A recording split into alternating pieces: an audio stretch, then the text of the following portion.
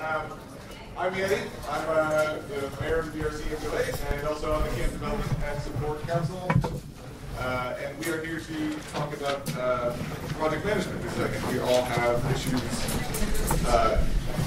either getting people to do what we need them to do or getting camp plans set up or whatever else we're doing that needs some sort of organization.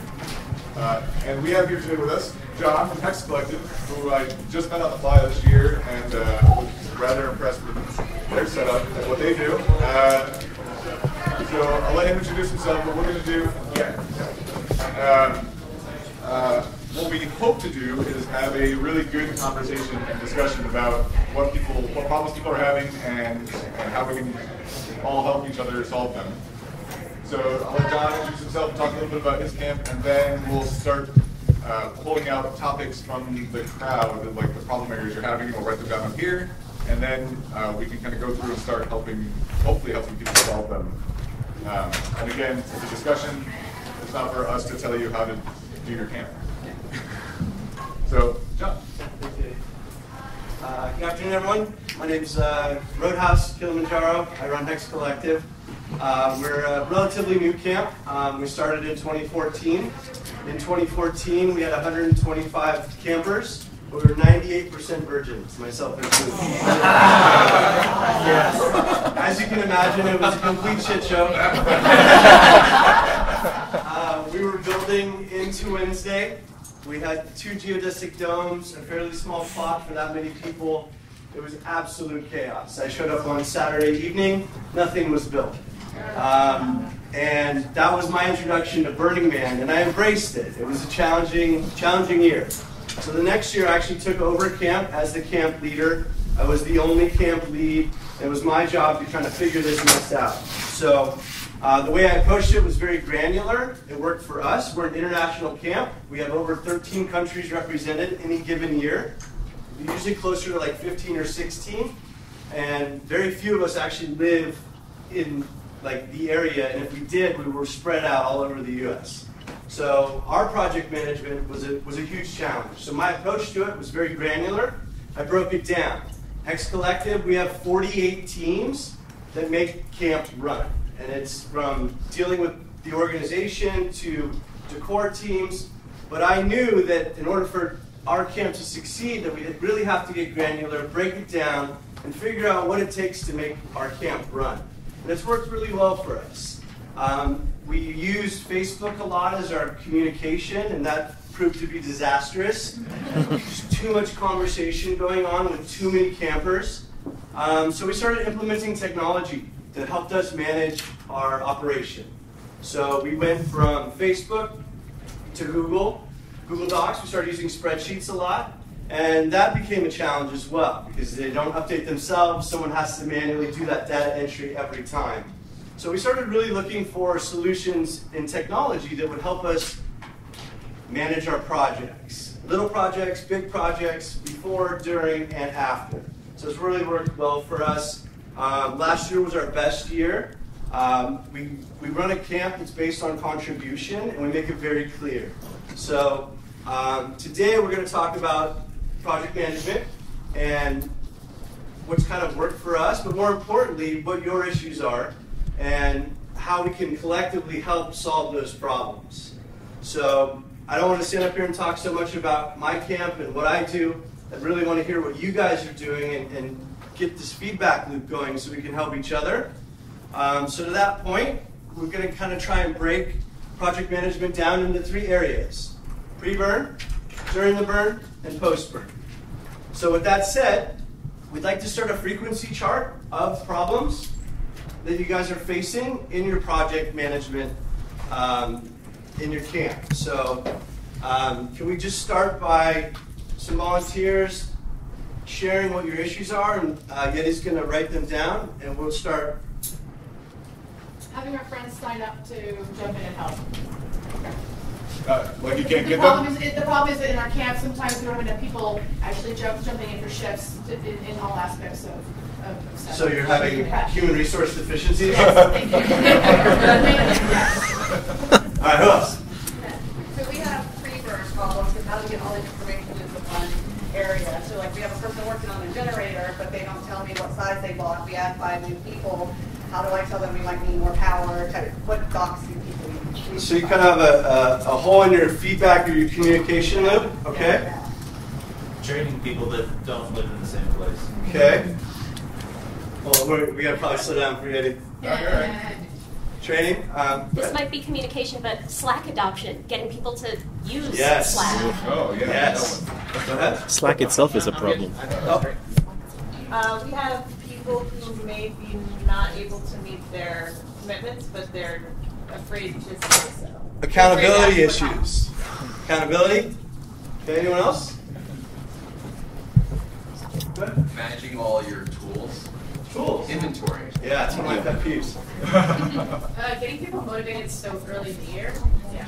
That's Okay. a big time. Financial transparency. Yeah, good one, good one. Financial transparency? Yeah. Managing expectations, especially for virgins. Yep. We've got a good solution for that. Virgin expectations? Virgins. Like switching responsibilities from year to year. Okay. So leadership changes specifically? All levels. Okay. I'm not diluting the information that you're giving by giving too much information, like not overloading people. Information overload, good one. And then how do you get people to help pre-burn and post-burn that aren't in your area? Like what are projects? Okay, so yeah, contribution when you're geographically dispersed. What was the one over here? Sorry. Sorry. Oh, information overload? Information overload. I think this session might qualify for information. Anyone else? Wait, no, what was after that? That was the information overload and then Long distance contribution. Yeah. long distance contribution. Thank you. Thank you. Shift scheduling. Shift scheduling. Anyone else? It's probably enough to chew on. Track contributions throughout the year. Keeping track of Pre, contributions. During, after. Yeah, I like that. What was that one? Keeping track of contributions. Good. Conflict resolution. Conflict resolution. Good one. 6, 7, 15, 8, 16 topics, something like that. So you got one. Safety. It's a good one too. Got a good story for that. And how do you get all your like camp information in one place? We tried whiteboards and stuff, so it's like not even hurting the burners, but how do you herd information that's coming from you over here and there and central place and what are Are you talking at, like while you're on playa? Yeah, and so yeah, when's dinner time or what's happening on Wednesday with the French maids? Like there's word of mouth, there's no central anything for people. I mean, Got it's it. whiteboard, but who updates it if it doesn't happen? Yep. All right, that's a good Yeah. start. That's we'll a lot. We have about 6 more hours and we'll be.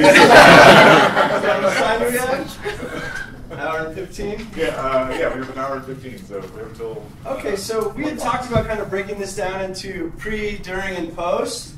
That actually may take more time. Does Yeah. start going down a list? Yeah, let's just see who's having, like, raise the hands for each thing. So, HR deficiencies. Is there a problem getting people and? I'll count, Eddie. I'll count. Yeah, all right, you can. Rough number. 18 plus. All right, communication issues. A lot. So more than 50%. Okay. Training issues. 10 or so, 12.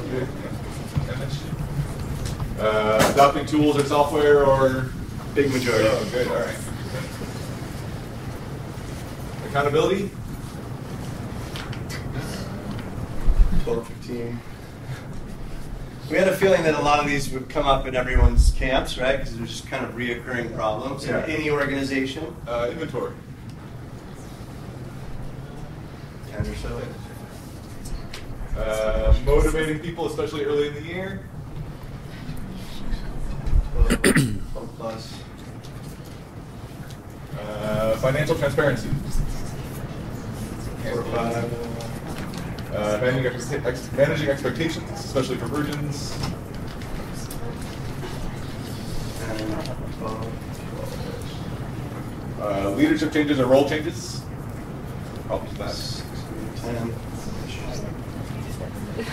that. Information overload.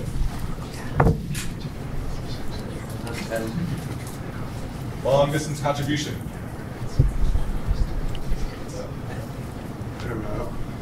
That's what I should have. Shift scheduling. Making people do things. Tracking contributions. Conflict resolution. Safety. No one's Safety third.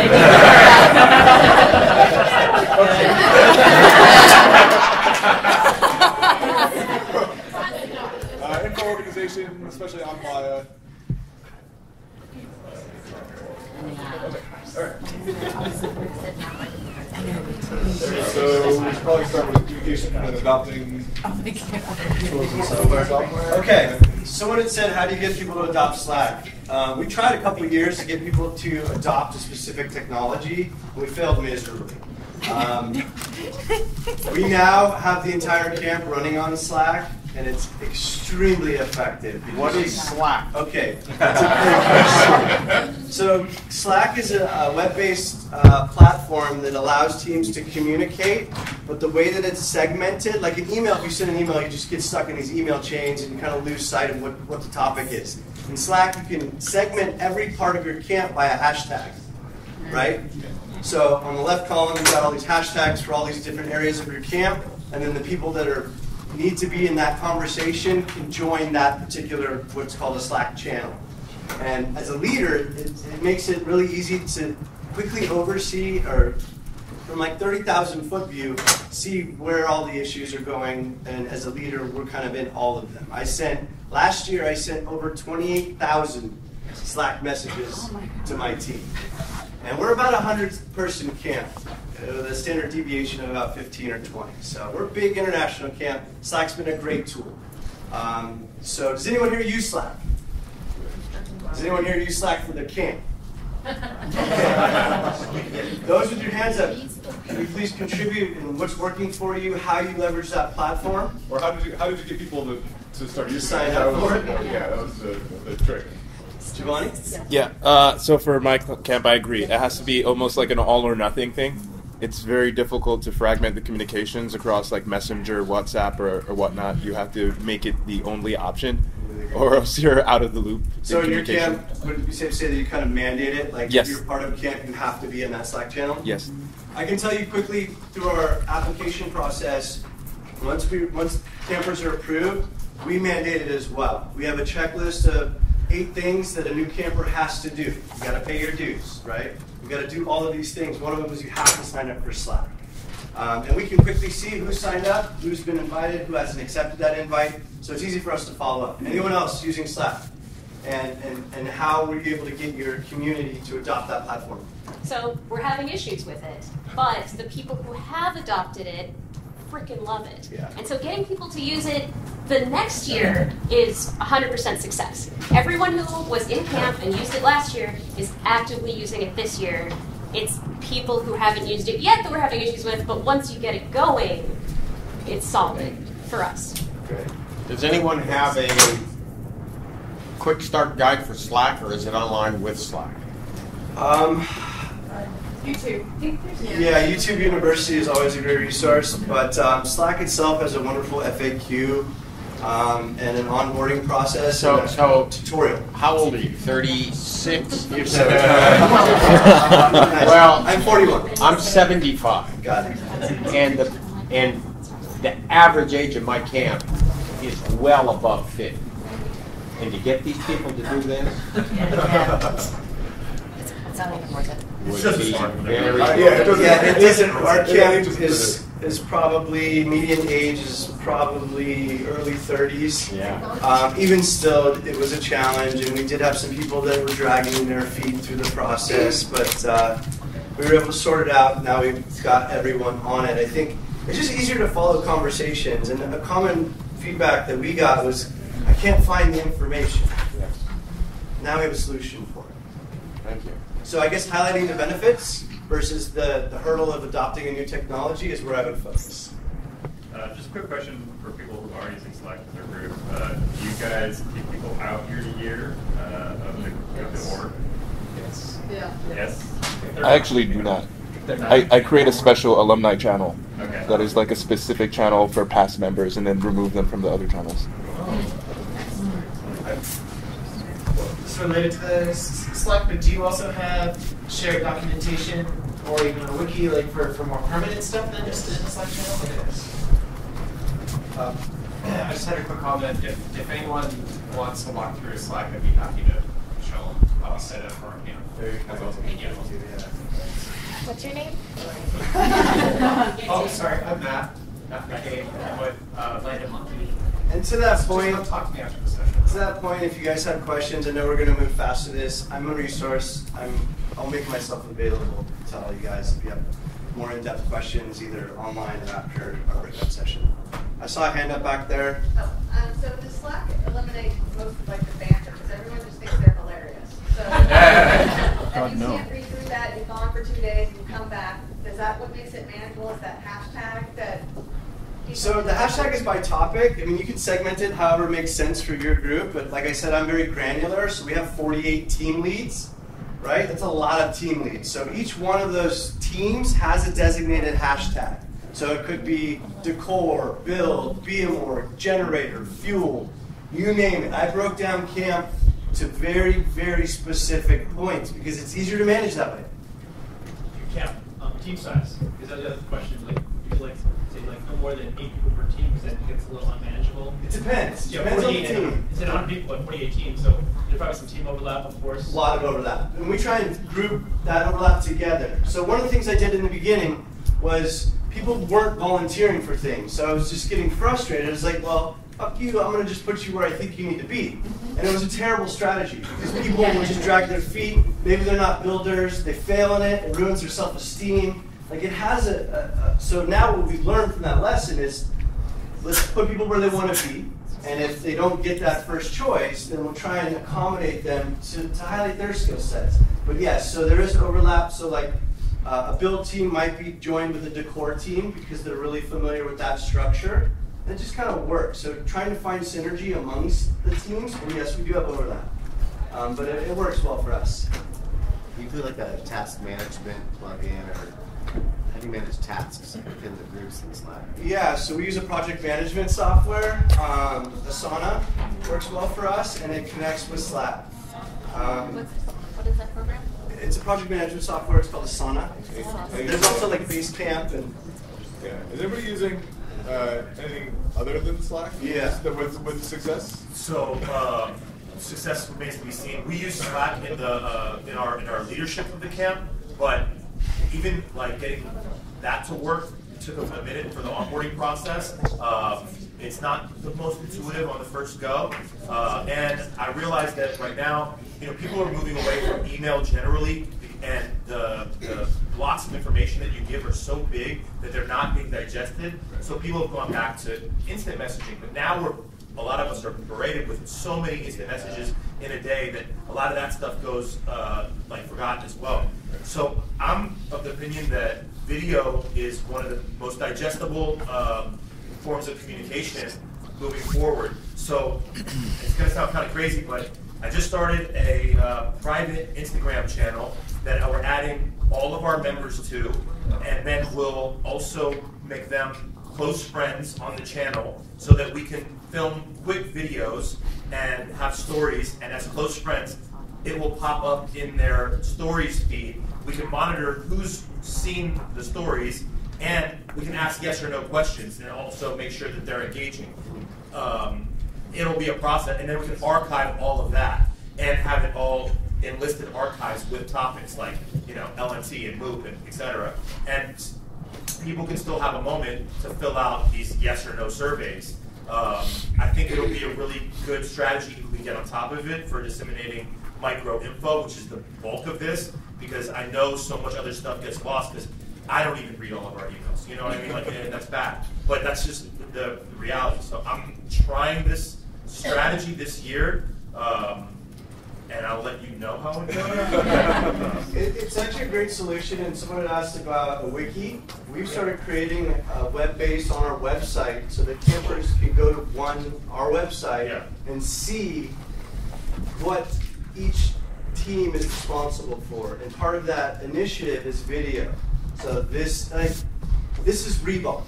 Yeah. Wow. Sorry, that was 2014. This is a lag bolt. Right? And this is how it works. And it kind of blew me away because I didn't realize that people didn't understand how to fasten a structure. Yeah. So you kind of step back and approach it as if you're telling it to someone who's never held a power tool. But giving that kind of information on a video platform is fantastic. Well, the other thing is that for a lot of our campers, Instagram is television now, and you're going to watch whatever garbage is on there anyway. So it's not like, if it's a website, you still are asking people to go somewhere, but if it's Instagram, I'm in your face because you're going to be on your indicative tool. Sure. So just slipping my message in once that. Yeah, that's great. It's a great solution. Yeah, I was going to give another alternative as a potential wiki tool. I've come across a tool called Notion.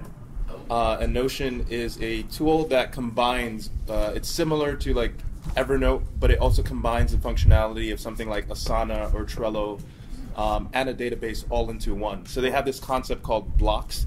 So a line of text can be converted into an image, or it can be converted into a table, and they allow you to also publish that as a website. So you can have this this private wiki, and you can select certain pages to be published.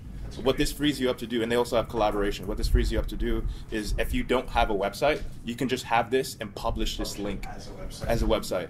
Fantastic. And can you tell everyone what the name of that is? Yeah, the tool is called Notion, and the website is notion.so, so Notion. Thanks. So my day job is project program management, and I've used a lot of different PM tools. Frankly, most of them are kind of expensive for camps, especially smaller camps. So I went through this exercise one day for 4 hours, went through all the different tools, and in the end, they were either all too expensive or very limited in functionality. We ended up settling on this tool called FreedCamp, FREEDCAMP. It's like a rip-off of Basecamp. So it's okay, but it kind of sucks in a lot of ways. How are you using Asana with 100-some people? Isn't that really expensive? Yeah, no, so we use Airtable as well, and that's our current pickup with that is they charge by user, so it is a big issue, and we don't have an answer, to be honest with you. We're doing the process, we're trying to find the right solutions, and that are fiscally responsible, right? We don't want a large percentage of camp dues going to technology. So it's trying to find free solutions, trying to find systems that work for us. So we're still figuring it out, to be completely honest. So I want to jump to communication next, so we're not stuck on tools all day. But I would add, there's no magic bullet. You have to use the thing to make it work.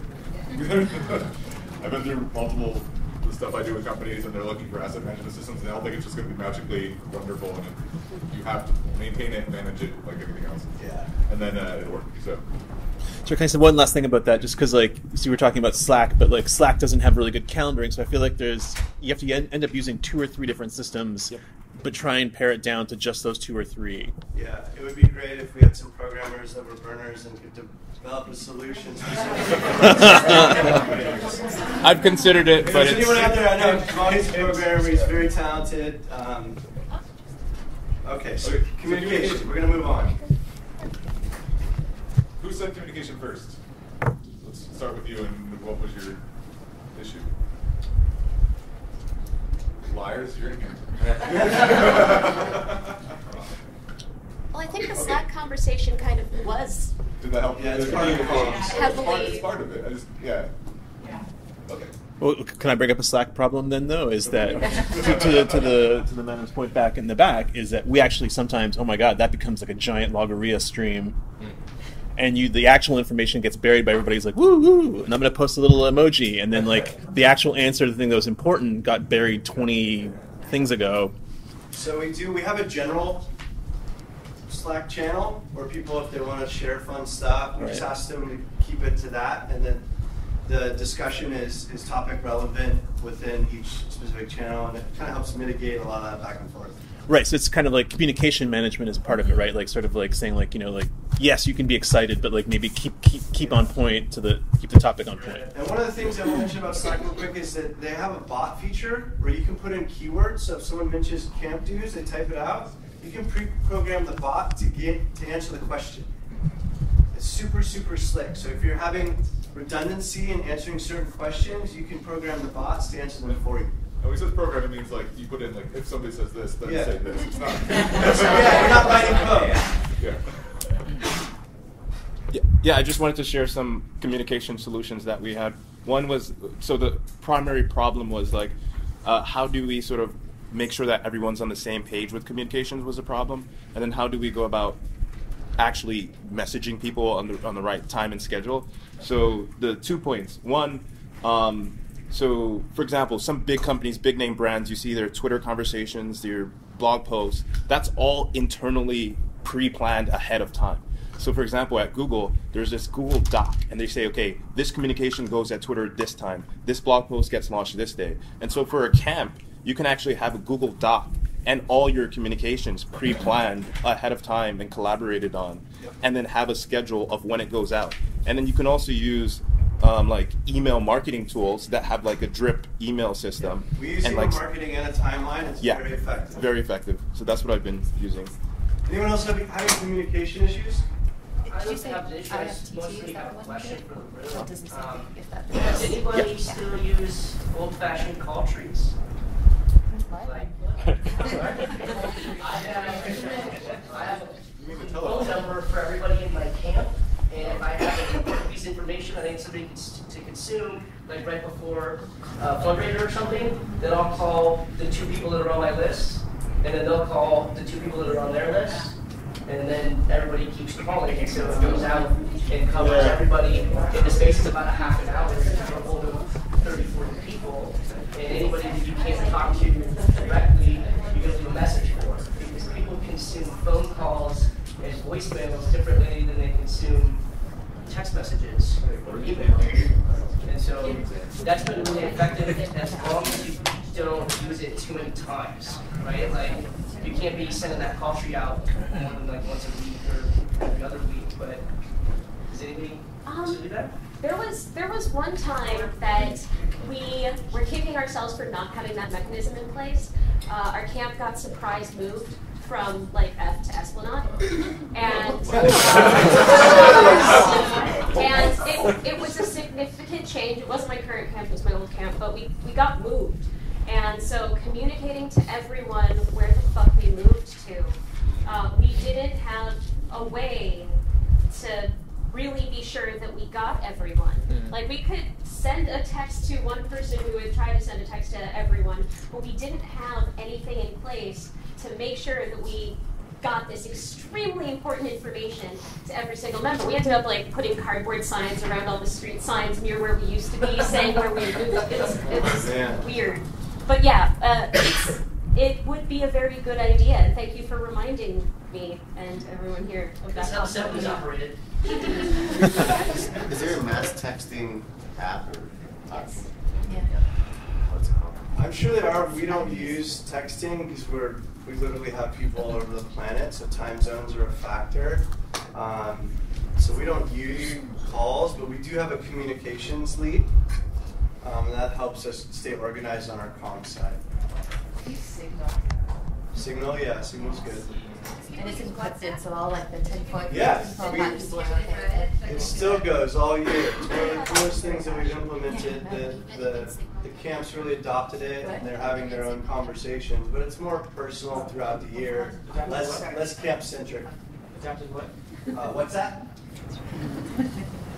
Another solution is Keybase. Works really well. It's another encrypted app, but it does teams, sub-teams, it does file storage, and Git repositories if you do code. Great. I don't know. I was like, should I be writing all these down? But you guys are writing it all down. Well then, yeah, go ahead. Sorry. I have a quick suggestion on the communication. One thing we're doing this year is we have like monthly camp calls, and we're also like widely distributed, which just kind of happened. It's weird. So yeah, we have people all over the world, different time zones. So with our monthly meetings, we just do them on like Zoom or Hangout, record it, and then folks who can join in live, great. If they can't join in, we post the link later and we put it everywhere. So Slack, Facebook, everywhere for folks to like listen in and get updates on the camp. We do the same. It's a fantastic tip. Yeah, really, it's a great tip. And you invite every single member, or is that just we do like separate leads meetings, and generally we try to do that in the time zone everyone can join. So it might be weird hours, but or at least for people in the U.S. For camp meetings, we invite everyone. It's great if you can get a whole bunch of people on asking questions. They agree. That's a great solution. Plus one for Zoom, especially if you get the breakout spaces, so you can have your entire camp talking, and then you're like, okay, all the different departments can go, and then set up breakout spaces, and they can have their own individual meetings. Really good. This is a great platform. I want to do a quick survey. How many people have a camp that's over 25 people? I guess I should have started higher. Sorry. How many over 100? Oh, that's a lot of people. Wow. 11, 12, 13, 15 or so. Great. How many over 50?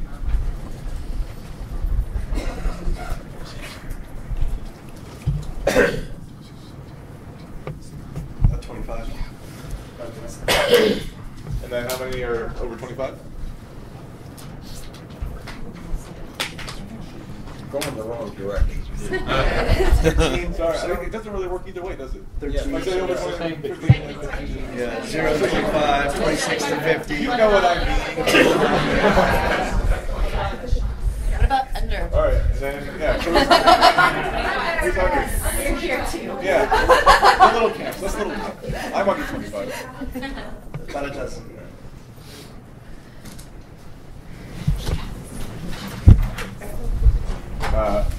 All right. I think let's try to move on to long distance contribution, because I think that's a big one. One that we can Yeah. So we're real clear what's expected of our campers. That helps with accountability and the expectation. And since we're always running a high virgin count, we have a vetting process, like many camps do. Our vetting process is a little different in that each new applicant has to be sponsored by somebody that's in camp that year. And then they get touched by at least 2 folks that are veterans on our leadership team. So that way they're able to have 2 different conversations with 2 different personalities, but they're really clear on expectations, what's required, and that really helps us. And it helps people with accountability. So I believe that if you're clear about what's expected, and you clearly articulate that, then it kind of gives it a level playing field. And what's the ratio of newbies to? Last year we were about 68% virgins. What are some of the things that people can do remotely to help camp? Like all I can come up with are things you can do online. Like I don't know what to give the people to do who want to help it. Don't have any help. Yeah, it's a good question. Anyone have a solution for it? We're a San Francisco camp for the most part. It's in like 60% Bay Area, and we have our Angelinos do our BMIR spot because that's their skill set. Like that's one thing. Or drafting correspondences. If you want to put an ad in Jackrabbit Speaks, that's the thing a remote camper can do. Placement questionnaire. All sorts of writing-oriented, pre-burn things. And honestly, we do have people fly out to the Bay Area for some of our pre-burn prep parties, and that's really beautiful.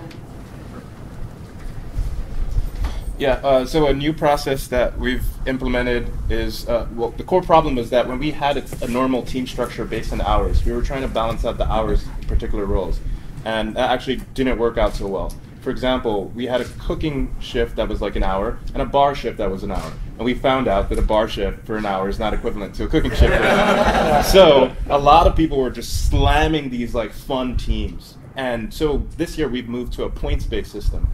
So a points-based system, we similar to JR, we try to granularize all our tasks way ahead of time. So we have this spreadsheet. We have a list of all the roles and teams within the camp, and then we have another sheet, which is a list of all the tasks related to particular roles. And each task has a particular point associated. For example, a camp lead, me, would have to have 100 points of work. A co-lead would have 60 points of work. A team lead would have 50 points of work, and a regular camper 30 points of work. We publish this list ahead of time, and someone is able to see what are the pre-playa tasks, the on-playa tasks, post-playa tasks, and basically rack up as much points as they can that is most relevant to their experience and what they actually want to do. Wow. And so for this is significantly balanced out the workload and gets people involved much earlier because they can see a full picture view of everything required for the camp. We also create a workload distribution chart, and it helps us figure out who's contributing where, and we want to make sure that's relatively even across the board so that not a small group of people are doing a majority of the work, right? So trying to evenly distribute all tasks is really helpful. For people that are broad, that maybe can't build things specifically, I would say try and really tap into people's stardust. Figure out what they're really passionate about, what they're great at, what they excel at, what they're excited to do, and find a role in camp that mirrors that. It could be people in Europe or wherever, maybe they can't help with building or specific tasks, but maybe they can help with creating a wiki or helping with the copy of creating a manual. You said you had issues with where do we put all the information so that people can find it. That's a great task for someone that lives 10,000 miles away, as long as they have all the information they need. Can I just follow up on that? What do you do if someone isn't very self-aware about their own strengths? Yeah, we've had someone sign up for a role that I had concerns didn't match their strengths, and we talked about it, but it seemed like that was a problem. You know, they thought they were really good at this thing, and then they were dropping the ball. Happens to us a lot. Anyone have a solution for that?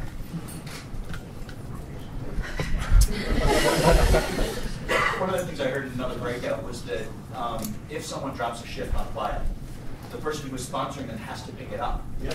So the idea of if they say they're good at it, who's their sponsor? That was the one who vouched for them and whatnot. We run the same way. I would say one of the lessons we learned last year the hard way was you need to intervene early. So if someone's like not doing their shit and they're struggling, like talk to them as early as possible. So this year we're like front loading as much as we can, like right now, and we're starting to get folks engaged. So that in a month or two, if things just aren't getting done in their particular area, then we can assign someone else or shift people around as needed. Really great feedback. Time and communication are your friends in any organization. Give yourself that buffer, and don't be resentful. Don't be passive aggressive. You're the leader. Communicate. Yeah. So we actually have 2 questions in our application. What are 3 words your friends would use to describe you and why? And like, what do your friends admire about you? Like as a general, and these are more character trait questions that can help us seduce potentially if someone doesn't know what they're good at. Fantastic. There's also a lot that goes far to compliment someone, so you see what maybe they're not doing what they said they could do very well, but you're seeing that they're good at something else. So pushing them in that direction, and then maybe finding someone else to balance their weaknesses so that they're not losing face, but you're still kind of getting what you need out of them. That's great. That's great. Just to comment on the concept of sponsorship, and if you sponsor someone who does drop the ball, but you don't have their skill set, how does the group handle that? I'm a camp medic. There's a lot of things that I can do. There's also a lot of things that I'm not trained to do, or that I don't know how to handle. Like certain things with electricity, I don't know how to code. I've never done it before, and learning that would be really hard if I was sponsoring someone who dropped the ball and doesn't code. I would say documentation is also your friend. Creating you have to get everything out of someone's head, right? Just like you would in a business, because you don't want your business to be contingent on one person. that person's sick or has a medical emergency, someone needs to be able to step in and fill their shoes. So having redundancy in terms of your processes and systems written out in a book that's in camp is very, very helpful, and more than one. Well, to piggyback off that, having a job description of what is entailed with the lead, I think would help with somebody who thinks, oh, I could take on this role, but like they don't get a picture of like everything that is involved. And if you had more detail, they might recognize that they're not really prepared for it. 100%. And so what we implemented last year, and I called it a studio lead, and they use the word lead. But what it is we implemented a person that's going to be there for a 5-hour shift or split into 2.5. And they're responsible for going to each 3 photographers, 2 laminators, or greeters, where's your water, what are you doing, who showed up. Shift change happens, we know who's coming up, because we got it laminated. And that person doesn't come in, we have 2 people there who now will find someone to fill in, or they will fill in as well, and if they are responsible to leave that day. And then you have them the next day. So it's just skill set. Great. Does anyone here use, for lack of a better term, a manager on duty, kind of a person in the camp that knows where to go to find things? Does it seem to work? Yes. Yeah. Yes. Is it worth implementing? It doesn't work if they're not there, though. Well, and you know, alcohol and drugs get in the way. To that point, don't build high or strike high. Yeah, to the point of people not being up to their assigned responsibilities or even responsibilities they've requested. I just can't say this enough. Pair the people that have the knowledge, and getting written information down is great, but pair the people that have the knowledge with the people with energy that want to help and may not be able to help yet. And anytime anything's being done, that's a teaching moment. And just make sure these people stay together so that the camp can grow that way. And then to the other point, we tried a daily system where you have one person and that's your your camp manager, and they're responsible for herding the cats of one day. And those people generally concentrate their responsibilities for the one day, and so they generally know that on Tuesday I have to be around camp, which helps them be able to completely release the rest of their days. And we found it's worked really well. Yeah, that's great. We had a lot of luck assigning a name to our role, and it really sort of coalesced around our kitchen, and our kitchen lead's called Cookie. And Cookie isn't just in charge of the food, Cookie's in charge of procurement. He's in charge of making sure that they got frozen properly. So he had to do things like infrastructure and basically be like a kitchen manager. And then as soon as people started to understand, oh, that's Cookie's question, you gotta ask Cookie, right? You gotta go find that guy. And then if you can't find him, Cookie was supposed to have left somebody behind that's in charge. So then we added something like Trucker. Trucker's in charge of not just making our convoy, but Trucker also has to rent the trucks. And so he has to handle, money there, getting money from people and, getting the right dates and all that kind of stuff. And Trucker works with Cargo. And Cargo is the guy who's going to do, oh, you showed up with the wrong size containers. We don't use that size of container. You can't bring this on our truck, right? And that just cut down those kinds of problems. Just on that, I think it's a great idea. We have we call masters. So you're a master of bow, and then you're your apprentice, and then their apprentice is that knowledge that jumps up for leadership next year. That's great. So just seeing build some long-term strategy. I really like these names that are kind of unwritten. Remember last year we had the word lead in front of the name. Someone actually spoke up, said it sounds so intimidating. I don't want to, take on leadership. And just kind of all you have to do is go around and make sure the water bottles are filled. But it's the water lead, it's the lead, it's scary. Yeah, not everyone wants to be front and center. Not everyone wants to feel like they have a big burden out there. It's one of the issues, especially with virgins, because they just want to go play. They don't necessarily want to be responsible for an important task.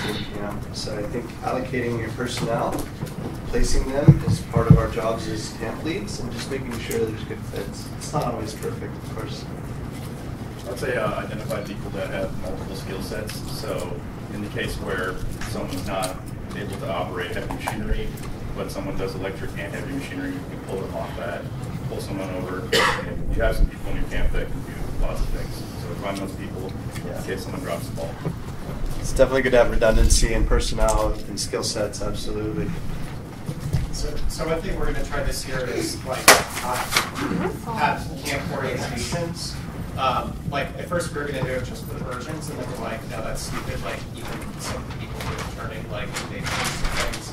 So like the first few days of the burn, right after breakfast, we're going to do like a quick orientation.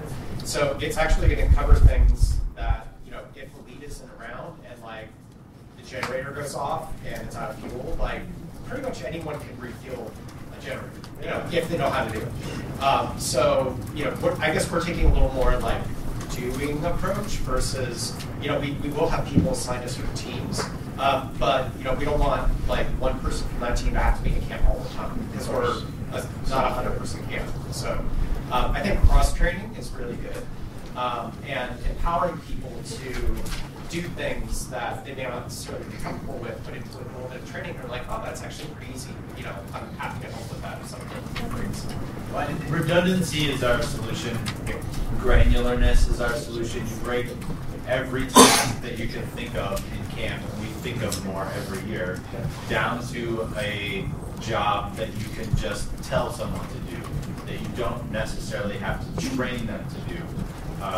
And then that person is on a team, that team is responsible to a captain, and it just goes up until it's me and I'm always in camp. But if we're operating, I'm in camp. Yeah, and so if someone doesn't show up for their shift, or they're not up for their shift, or whatever, there's we have captains, they're responsible for filling that role. If the captain's not up for it, then I'm that person. If we also have, part of the redundancy is we have a team that has no responsibilities. They have default jobs when there's nothing that they're assigned to, but when there's a problem, we have a group of people we can throw at problems. That's great. Why don't we jump to managing expectations, especially with virgins? Who here has a high percentage of virgins in the camp? High.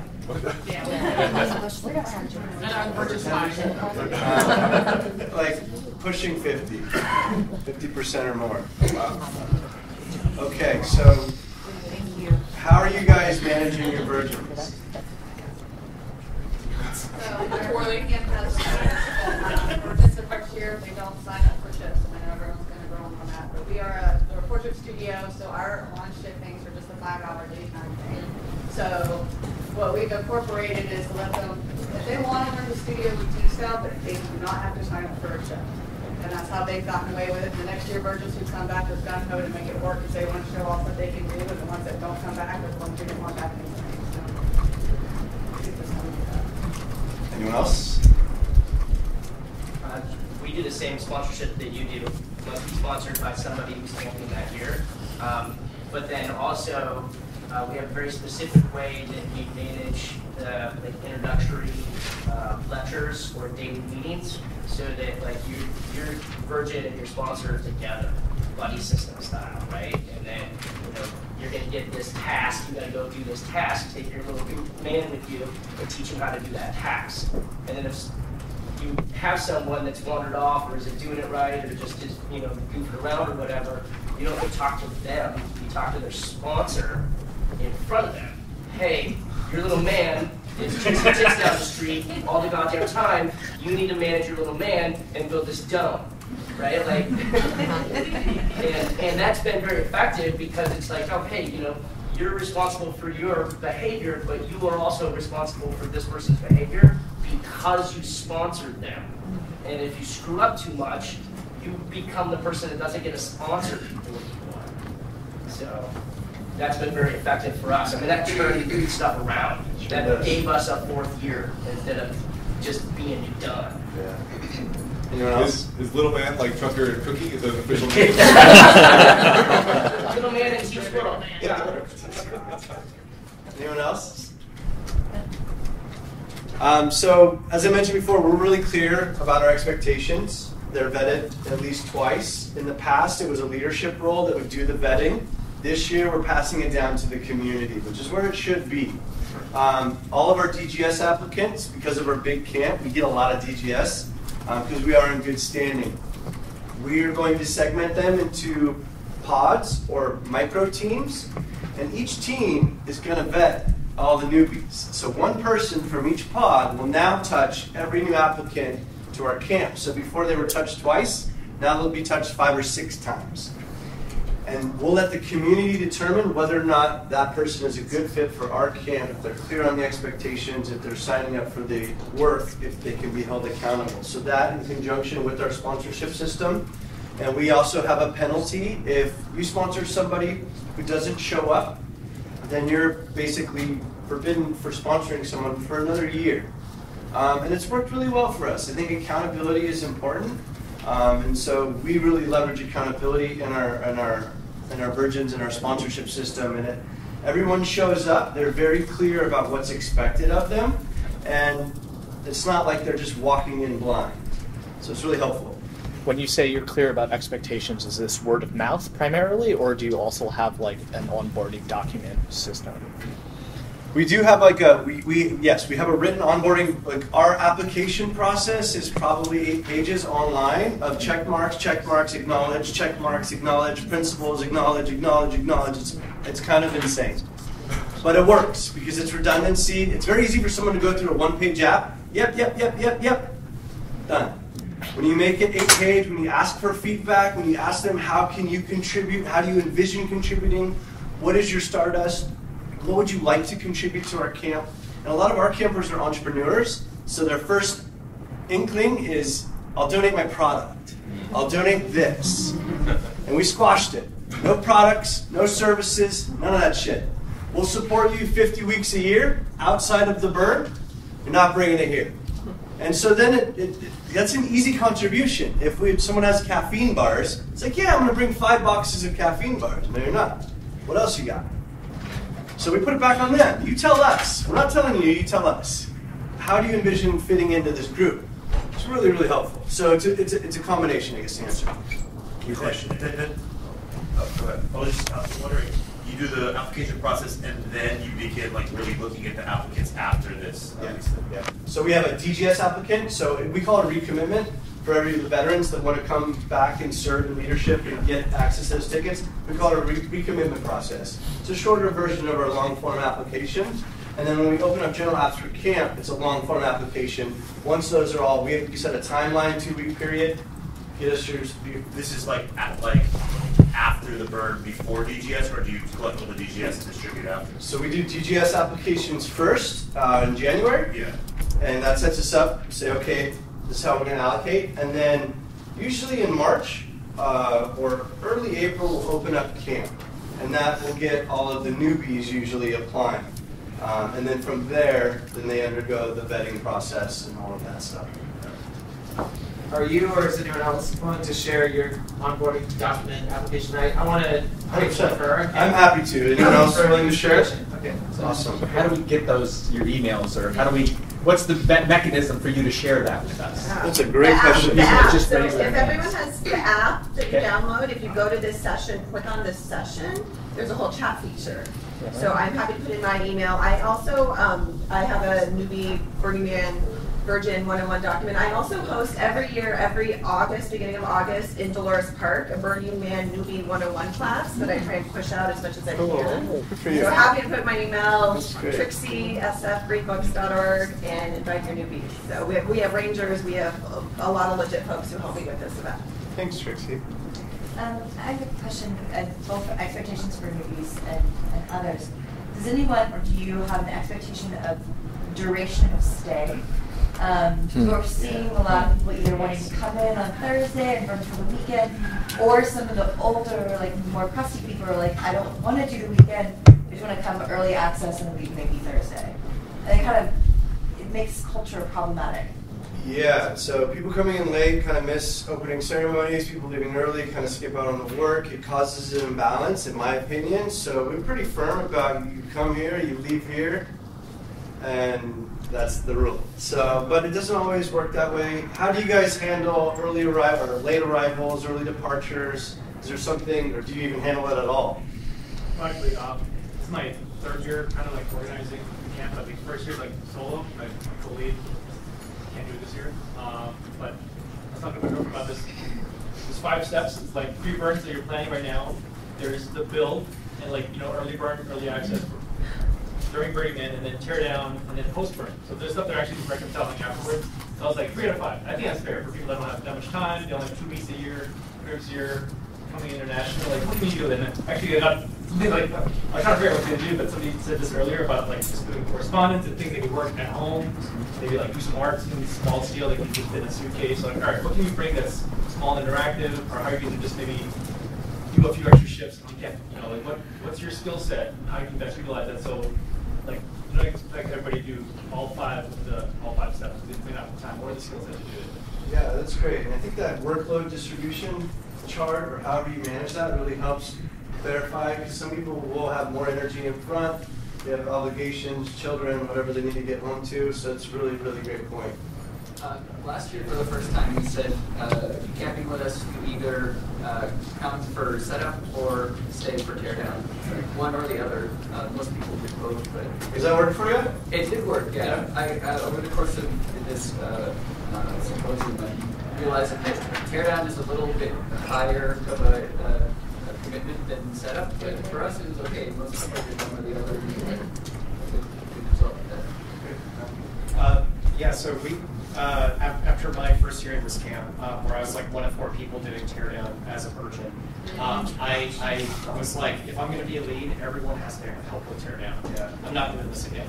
So that being said, we do have some folks that have to leave early, but that's an exception. So whenever I talk to new folks, I'm like, here's the expectations, and one of those is teardown.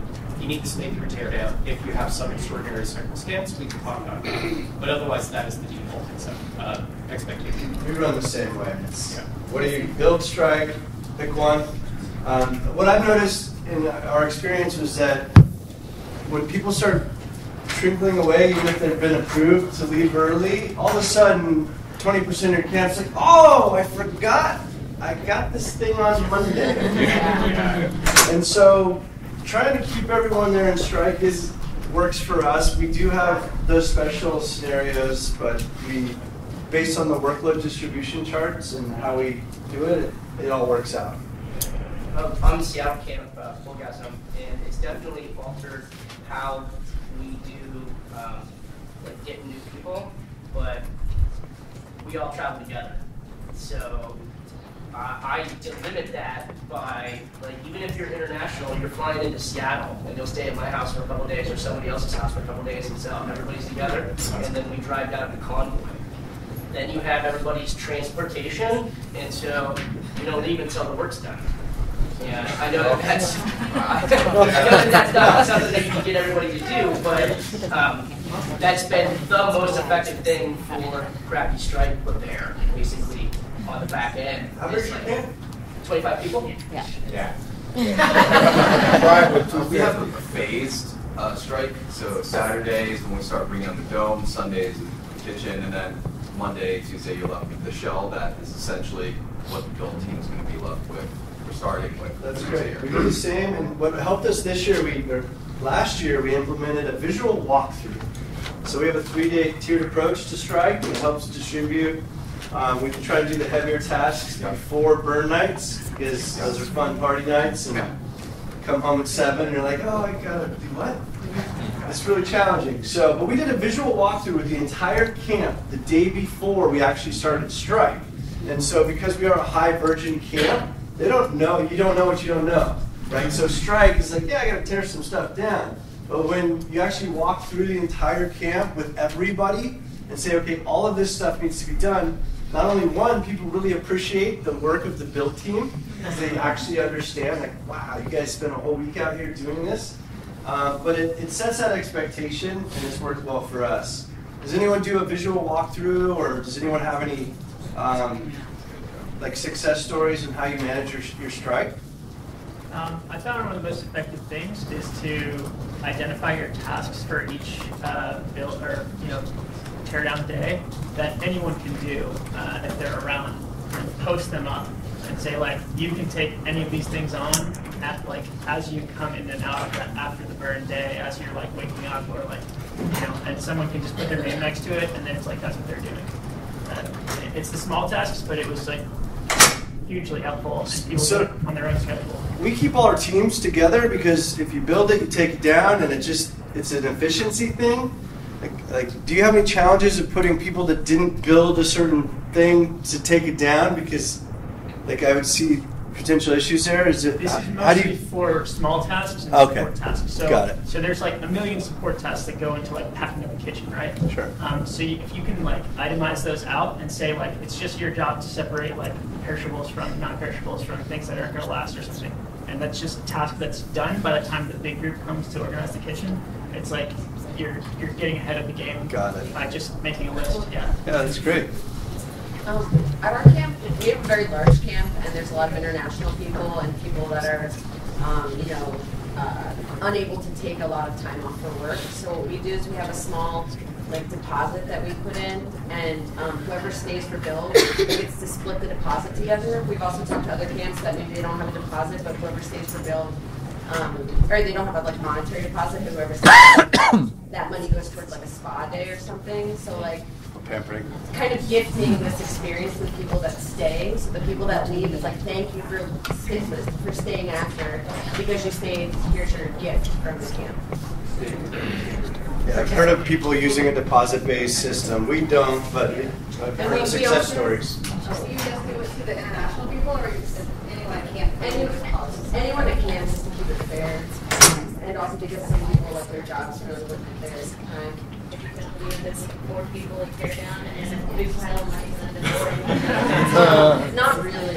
It usually is a pretty, it's been really successful for us. We also, during teardown, we have everybody give themselves a grade. So we meet every hour, we take a break every hour and meet, and we're okay, so it's lunchtime now. How are you grading your day so far? And you'd be I really I had a couple of beers. I had a C. Probably, and people are pretty honest about grading themselves because they know it affects, and then that kind of affects the pool also. I like that. That's cool. I have a question for you. When you do this walkthrough, are you passing around a roll sheet and getting everybody's and you're doing that probably repeatedly for all the jobs and all the strike things? So we have an opening ceremony. Okay. We have a closing ceremony, and usually that closing ceremony is when thank you, it's all love, but then it goes to work. So then it's we start, okay, you're here this day because we tier our strike. So we basically create a live schedule on site with everyone in attendance. When do you do that? During our closing schedule. Which is when? Before strike. On Monday? Saturday? No, God. Before strike would be Monday. We'd be there till Thursday. Friday, usually Friday. You start tearing down on Friday? Yep. Yeah, we do. Yeah, so it's not a super long meeting. It's probably an hour or so, but it just helps everyone get on the same page because it kind of pulls everyone back together. We don't have daily meetings. We have a meeting in the front, a meeting in the end. And they know this before going live. These are the times the meetings is communicated. Yeah, we've had a lot of success with all the stuff goes in the same vehicle that it came in, and then we have 2 trailers that are the same, but one is yellow tape, one is green tape, and so a lot of the time it's just someone that knows what they're doing at the trailer, and then it's just okay, grab stuff and take it to them. And so you can have a bunch of people that have no idea what they're doing, just grabbing stuff from, or taking down tents, or shade structures or whatnot, and then just having them, that's going to take them a little bit of time, but then they just take it to the trailer, and then someone that packed the trailer for the drive down and unloaded it knows, okay, this is where kind of this stuff goes. And I think we even have pictures of what it looks like at the beginning, and then so it's kind of a guide to okay, this is where those things We have a running inventory. We take photos of everything. Everything is put where it's built. So you build it, you tick, and then we have someone that comes through and inventories everything. That inventory sheet goes in a bucket, in the bins or whatever. We have 2 containers on site, so that helps us. But last year we really started focusing on our inventory management because it's challenging for sure. So it's really good. Do you use a tool for that? No tool currently. Yeah, I guess, does anyone have any type of maybe like an Excel spreadsheet template for inventory? Or any type of document? I can share ours with you.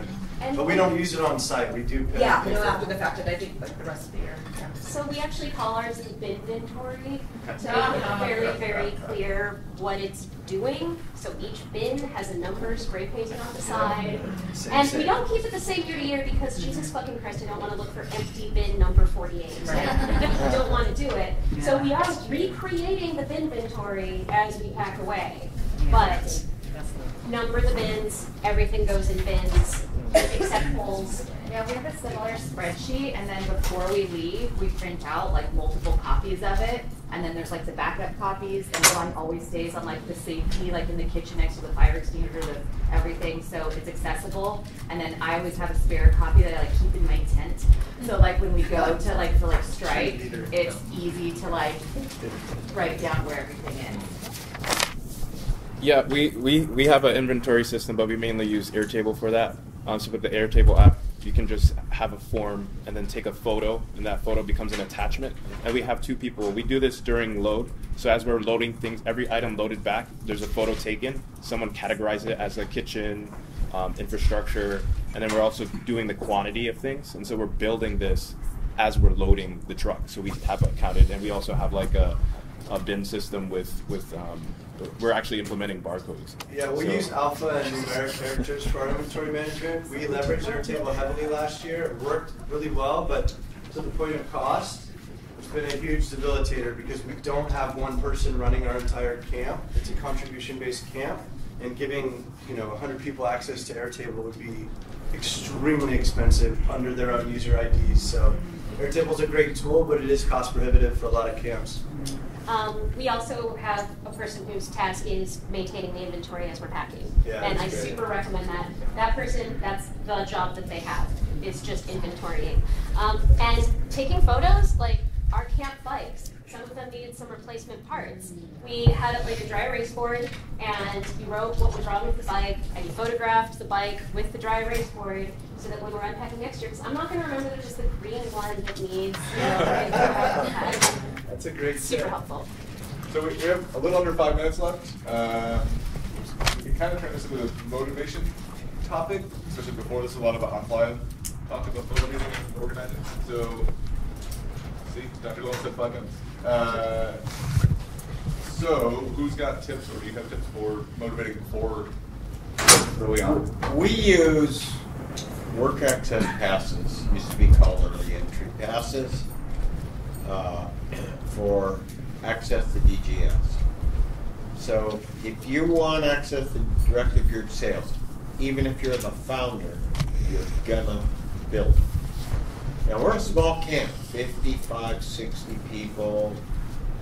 It takes us last year 630 hours to build our structure. Man hour, woman hour, person hours. You start tearing down on Friday. We don't start till Sunday. So that's... we used to start on Sunday, and it would leave us high and dry. 4 or 5 of us would be we're a tearing bar. down. If we start tearing down on Friday, I hear you. you're high and dry. I hear you. Yeah, I mean, what works for us doesn't work for everyone, certainly. And just our camp makeup wouldn't permit a Sunday breakdown. We've tried it before because I was really hanging on to the offering. Why are we there? It's to give. To give Monday through Thursday, to me, seemed like we were shortchanging the community big time. I would love to break down on Sunday, but it just won't work. Kudos to you for doing that. Thank you for doing that. So this is off topic of motivation, but when do you start breaking down on Friday or Saturday? Because my understanding is that placement is driving around on Saturday looking at who's gone or who's dismantled most of their camp, and that affects you for your next year's placement. So I mean, we have a big ass fucking camp, and nobody starts tearing down anything until Sunday morning, which does leave us in a situation where occasionally we have 5 or 6 people there on Wednesday going, fuck, but it happens, we get out. But It's not always pleasant. Yeah, I mean, we tear down like the kitchen, Yeah. like as much as we can back of house, or that doesn't affect like our primary camp. So like maybe the decorations in our living room are no longer up. Yep. Lighting is a big one. And That's a problem with us is that all of our kitchen is on a trailer. That's easy. Our showers are on a trailer. That's easy. The back of house is literally living quarters for people. So until those people leave, we can't take it down. Everything else is front of house or frontage. So it's obvious when it's gone. Yeah. The theme kind of question there changed. It changed slightly this year. But there was a question: when are you going to be off Friday? Monday afternoon or after that?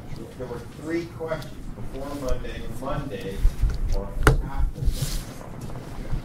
What's the consensus on what management and or the board wants to hear when you're going to be off Friday? Now, we're saying off Friday. I mean, I think they would Tuesday expect that morning. some smaller camps that don't have as much infrastructure may be able to break down Sunday and be gone on Sunday. Is that about the 747? Is that what that's Like, No, they were like it 3 was months there later. 3 years ago. That same question. I mean, the question is, when are you going to start? They don't want you opening your camp for business until Sunday, 6 p.m. Because that's when BLM says you can open. And they want you gone Monday night. But we already know, especially some of the bigger camps, that that's not going to happen. So when are you gone? Or what do you tell the org when you're going to be gone? And oh, by the way, it took a little longer than we thought. We're gone on Tuesday. I think Tuesday every year, even with the strike on Friday. I'm usually the last one off playa. I think we say Tuesday every year, and that's a thing sometime Wednesday after. Our relief fundraise people got to get on Wednesday morning. They were hassled Tuesday night. I had put on the questionnaire, we will be off by Wednesday. I said Wednesday morning. They were still obviously there, but they got a ticket, it's $500 and it's still 5 weeks.